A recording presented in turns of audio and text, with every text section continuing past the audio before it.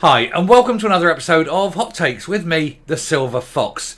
Mhairi Black, who's the Deputy Leader of the Westminster branch of the SNP, has made a stunning announcement. I mean, technically it's something we already know, but for the SNP to come out and admit it is frankly astounding. They keep pushing that the Tories are what they want to get out of Westminster. Oh, we must unite to get rid of the Tories, oust the Tories, while also privately admitting that they know Labour present their biggest challenge. Well, certainly for their biggest challenge in Scotland. However, for anyone like her to come out and actually said it doesn't matter who wins the next election, Labour or Tory, is quite a stunning announcement. I mean, she's absolutely right, of course. We've all known this for quite some time, because neither Labour nor the Tories will give the SNP the referendum they so eagerly desire. So we'll have a look at this piece and we'll see why Mhairi Black has sort of opened her mouth and put her big size 8 foot right in it and said something absolutely against sort of SNP policy. She really is a bit of a moron, isn't she? Anyway, here goes. So, Mhairi Black admits the SNP don't care if the Tories win the general election. I suspect one or two of them probably do, you know. Scottish Labour strategists are jubilant after the SNP's Deputy Commons leader said it doesn't matter whether Rishi Sunak or Keir Starmer is the next PM. She really is a bit naive on these things, isn't she? The SNP's Deputy Leader at Westminster has made this astonishing blunder as the party desperately struggles to hold off the challenge from a resurgent Scottish Labour Party. Mhairi Black declared it doesn't matter whether we have a Labour or a Tory government because arguably there's very little difference between them. And I've got to say she's probably right on that. What was a traditionally Tory party has now simply become sort of blue socialists, especially in matters of taxation and things like that. They have moved astonishingly left. Long gone are the days of rampant Thatcherism.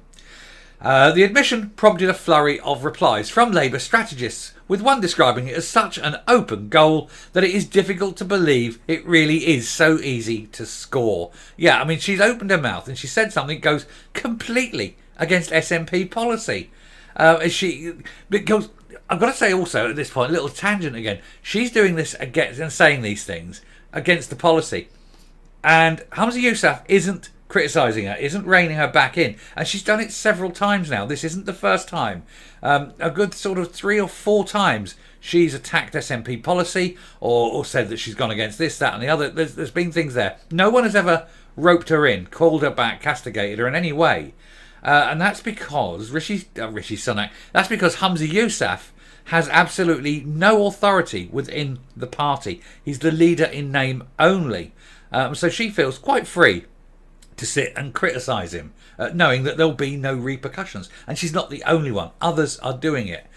He has got that complete lack of any kind of moral authority over the party. But then that's basically because he's been a failure in everything. So why shouldn't he fail at this? Anyway, writing in his latest notes on Nationalism blog, former Better Together chief Blair McDougall continued, "This is one such occasion where the response is so simple that it might be missed. Labour should grab this moment and repeat again and again. The SNP have said they don't care if the Tories win. The only way to change things is to vote Labour." He added, Mhairi Black's journey from anti-Tory firebrand to shrugging her shoulders at the thought of a Conservative victory tells you the story of the SNP's crisis of purpose. Well, they're too busy fighting amongst themselves, trying to work out what they stand for, what their views are, what direction the travel is, that they've forgotten what they actually are there to do. It is astounding, isn't it? Scottish Labour's Deputy Leader Jackie Baillie added, a Labour government would tackle the cost of living crisis, implement a windfall tax on energy giants' profits and end fire and rehire. Only Labour want change at this election. No wonder Mhairi Black and the SNP are spooked. Although, to be fair, we must make the comment that Labour have hired people on 0 contract hours. So they're actually full of windbag, piss and shit all at the same time.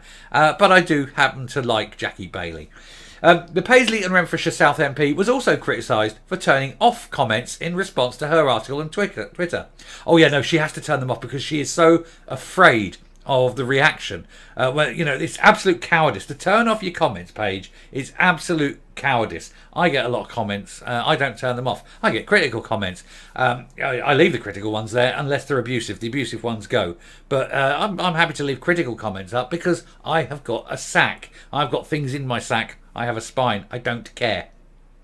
But not her. She obviously doesn't have a sack, but she's got no spine if she's hiding things. And hiding behind the turn off comments button, it is a sign of moral vacuousness.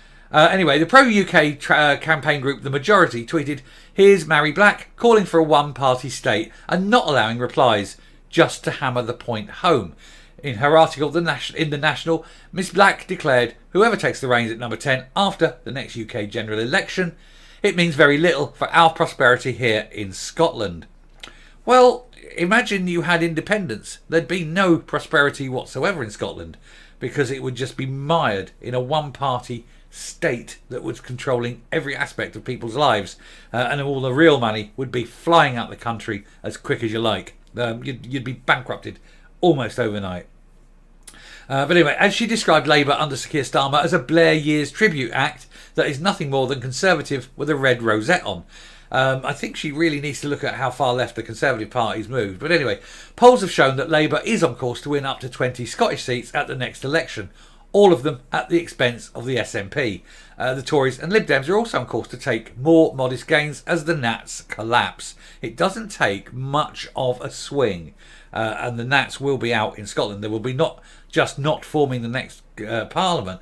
They will be a long way behind. They may still actually be the biggest party in Scotland. This is the irony, but they will be virtually impossible for them to form a government. Certainly not a minority one. They'll be too far behind of that. Because it would only take the Labour and, say, Lib Dems to form a pact, and they've got it. Meanwhile, speaking at the Progressive Britain conference on Saturday, the Labour leader compared his efforts to reform the party to former Prime Minister Sir Tony Blair's symbolic rewriting of the Clause 4 on steroids. But he had been criticised for comments briefed to the press ahead of the speech where he said, "I don't care if he sounded conservative when committing to preserving precious things in our way of life."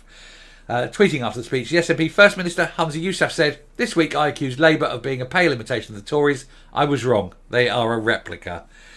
You wish you had that level of power, Humza Yousaf. You've got no power even in your own party. So writing little hit pieces like that is basically all you can do. He said, "Whether it is blue Tories or red Tories in number 10, they will continue policies that are harming Scotland." What? Like the Barnett formula, which gives Scottish individuals on average more than any other people in the United Kingdom. That's harming Scotland, is it? I think what's harming Scotland is the dreadful state of the SNP government that is doing everything it can to destroy everything it can. It is a mess up there because of everything that they've done. Education, social care, health service, transport, you name it, they've destroyed it with their policies. One Scot responded, "This is quite appalling language from someone who a few weeks ago was pretending he wanted to be First Minister for all Scots. He'll be gone the day after the election, but he doesn't deserve to last that long." No, he doesn't.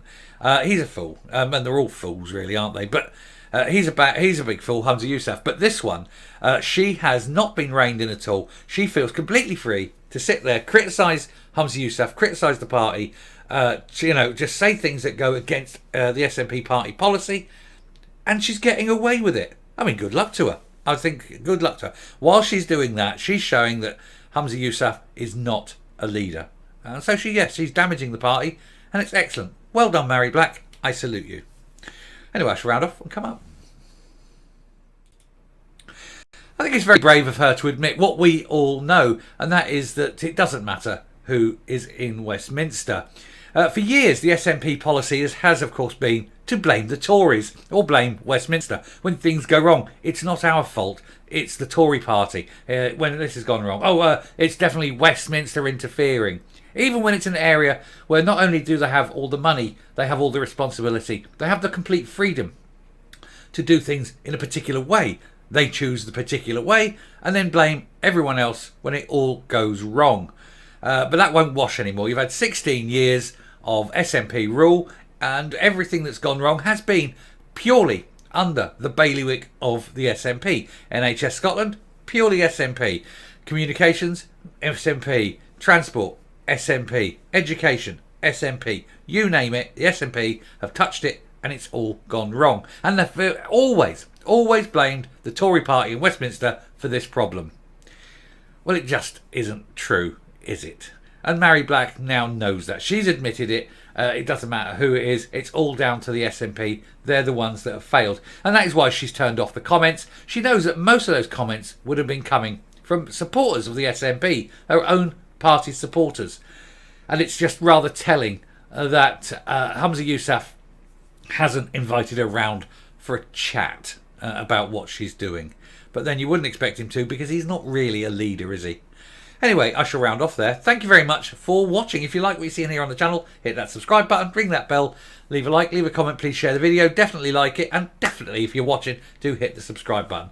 And until next time, stay safe, stay well, just listen to Mhairi Black. She does tell the truth occasionally, and goodbye.